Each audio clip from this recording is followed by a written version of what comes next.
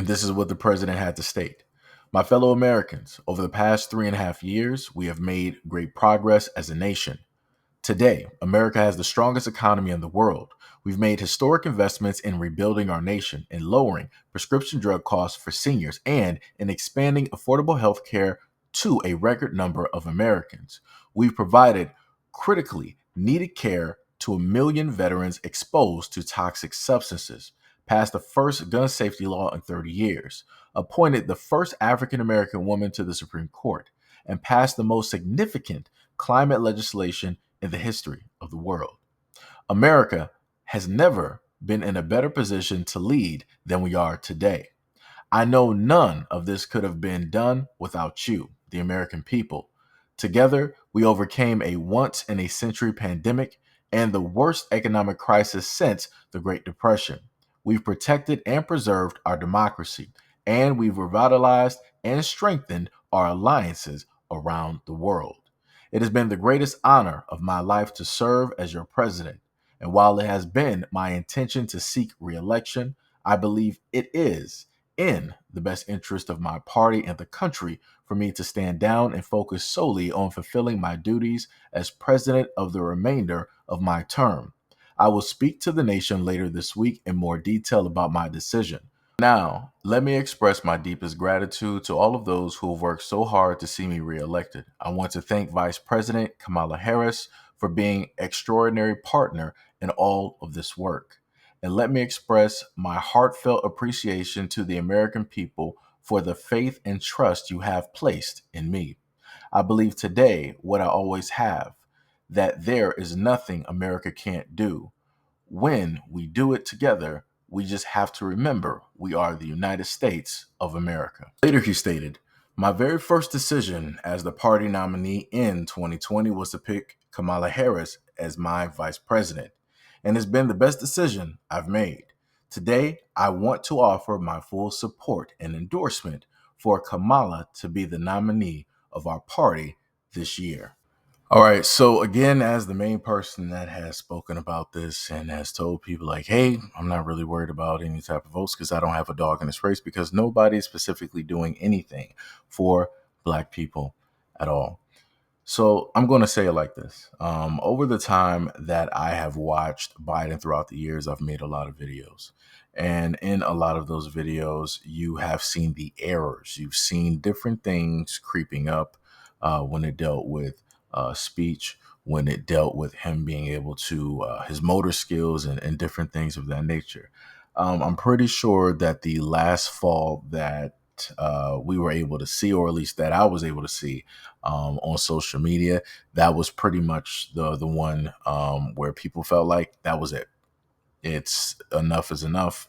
Let him retire. Let him just relax, serve a little bit of time that he has left directly in office, and then take a very long vacation and, spend it the rest of his days with his family. Biden is, you know, far too old to be doing this. He is not where he was. If this was back during the first part of the Obama era, that was a whole different Biden. When you look at that Joe Biden, you look at the Joe Biden we have now, it's literally night and day. Like Joe Biden back during that time frame, he was able to jog, he was, running, working out. You could see, something, a little bit of a fire, still there. When he spoke, you could still feel a little bit of something. And at this moment in time, that torch is gone. For anybody out there that realistically thought that he had a chance of winning, you were sorely mistaken. I'm just going to be honest. You were not paying attention to the signs. I had a grandmother that was declining due to her age and due to going through some things mentally. And when I think about my grandmother and I look at Joe Biden, I see that exact same thing. I see the declining taking place. I see the lack of awareness, not knowing where exactly they are, or up from down, down from up. I'm looking at the speech patterns and, the mishaps that are taking place. Again, I'm not sure who thought it was a good look to even advocate for Joe Biden to try to run for another 4 years. It just was not. it just wasn't it. It just wasn't it. It just wasn't it. So now we have, to my knowledge, Kamala Harris will be the one stepping up to replace Joe Biden, and this is going to be something.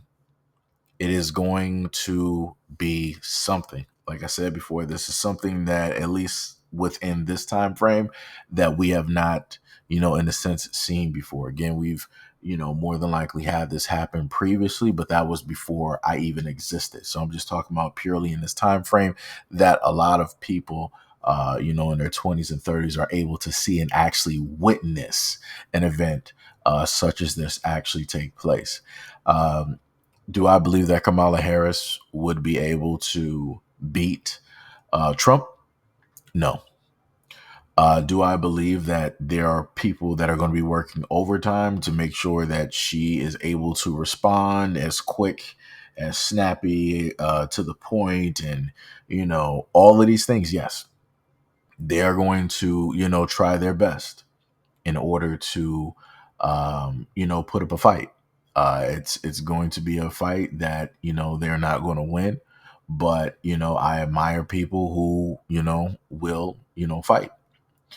So yeah, it's pretty much the way that I see it at this moment in time. It will be a landslide, unless something else supernaturally happens, some mystical, magical, type of event, whatever that may be. Given this year, I can't even tell you what that may be. It could be UFOs. It could be an earthquake. Could it be a portal open up? Weather phenomena.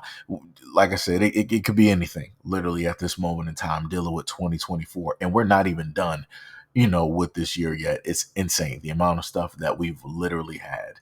But yeah, it pretty much, it should be a landslide. Should just be a landslide. And the other thing I want to list is this as well too. I'm not stating that Kamala can never win because that she's a woman. I'm stating Kamala's not going to win because the greater majority of women in the United States who actually outnumber men are not going to vote for a female president. They're not going to vote to see Kamala Harris directly in office. Again, like I said, we can go back quite a few years and we can, in a sense, see the same thing, take place and happen. As I've stated to people before, if women realistically wanted to see a woman run, all the women around the United States could easily get that done overnight. If they really wanted to, if they so wholeheartedly really wanted a woman to be the front runner, to be in office, to sit directly in that chair and be the first woman ever in the United States history to be president of this country, women could literally do it overnight. But the problem is that a lot of women don't have faith in other women. A lot of women do not want to be led by another woman. So there's that.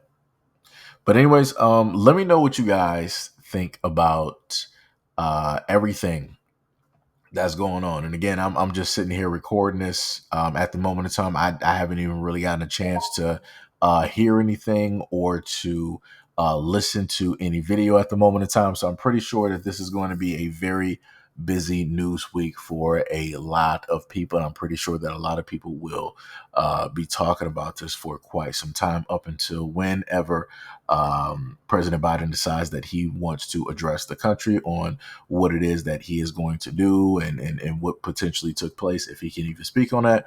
And yeah, but anyways, let me know what you guys feel and think about this in the comment description below. And as always, peace, love, and stay tuned for the next video.